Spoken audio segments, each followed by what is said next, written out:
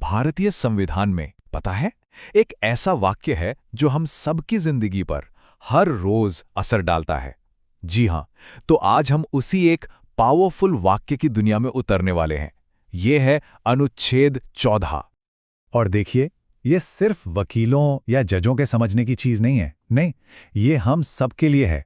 ये बराबरी का वो वादा है जो हमारे संविधान ने हम में से हर एक से किया है। तो ये सिर्फ शब्द नहीं है, बल्कि ये एक बेहतर समाज का विजन है, एक नजरिया है। अब सुनने में ये काफी कानूनी और थोड़ा मुश्किल सा लगता है ना? राज्य, भारत के राज्य क्षेत्र में वगैरह वगैरह। लेकिन चिंता की कोई बात नहीं है। अगले कुछ मिनटों में हम क्या करेंगे, हम इस एक वाक्य के हर हिस्से को एकदम आसान भाषा में समझेंगे, ताकि इसकी असली ताकत हमारे सामने आ सके। तो इस वाक्य को समझने का सबसे अच्छा तरीका क्या है? चलिए इसे एक पहेली की तरह देखते हैं और एक एक करके इसके टुकड़े जोड़ते हैं। हर शब्द के पीछे जो मतलब छिपा है ना, उसे निकालते हैं। तो सबसे पहला सवाल जो दिमाग में आता है, ये नियम है किसके लिए?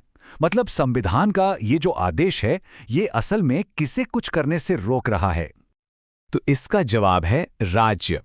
अब आप सोचेंगे, राज्य मतलब?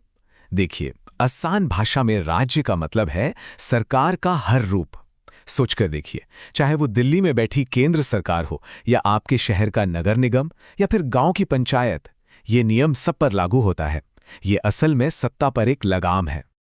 ठीक है, तो ये तो समझ आ गया कि नियम राज्य के लिए है। लेकिन अब दूसरा और शायद उससे भी ज्यादा जरूरी सवाल कि ये सुरक्षा, ये प्रोटेक्शन मिलती किसे है? और यहीं पर हमारा संविधान बहुत खास हो जाता है। देखिए, ये नागरिक शब्द का इस्तेमाल नहीं करता, ये कहता है कोई भी व्यक्ति, एनी पर्सन। और यही तो हमारे संविधान की खूबसूरती है, ये इंसानों में फर्क नहीं करता। मतलब ये सुरक्षा भारत की सीमाओं के अंदर मौजूद हर एक इंसान के लिए है। जरा सोचिए, इसका दायरा कितना कितना बड़ा है। ये प्रोटेक्शन सिर्फ भारत के नागरिकों को नहीं मिलती, नहीं, बल्कि यहां आने वाले किसी टूरिस्ट को भी, यहां काम करने वाले किसी विदेशी को भी। और इतना ही नहीं, ये तो कंपनियों जैसे लीगल पर्सन्स पर भी लागू होता है। मतलब सच में कोई भी पीछे नहीं छूटता।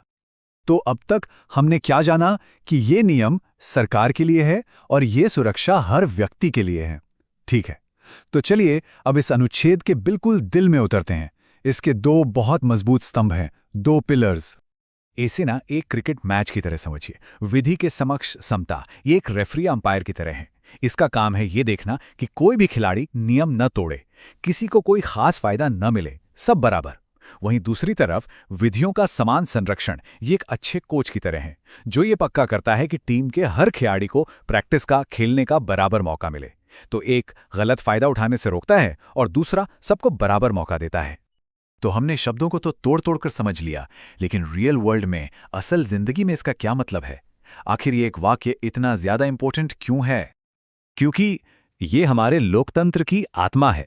इसका सीधा सा मतलब ये है कि चाहे देश के प्रधानमंत्री हों या एक आम इंसान, कानून की नज़र में सब बराबर हैं। यह अनुच्छेद इस बात की गारंटी है कि हमारा देश किसी एक इंसान की मर्जी से नहीं, बल्कि सबके लिए बने कानूनों से चलेगा।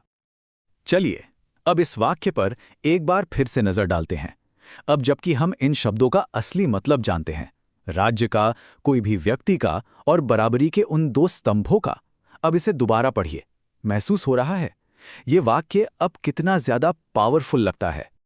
तो हम आज की बात यहीं खत्म करते हैं, पर एक सवाल के साथ। जरा सोचिए, जब कानून की नज़र में हर इंसान को एक बराबर अहमियत और सुरक्षा मिलती है, तो एक राष्ट्र के तौर पर हम सब मिलकर क्या कुछ हासिल नहीं कर सकते?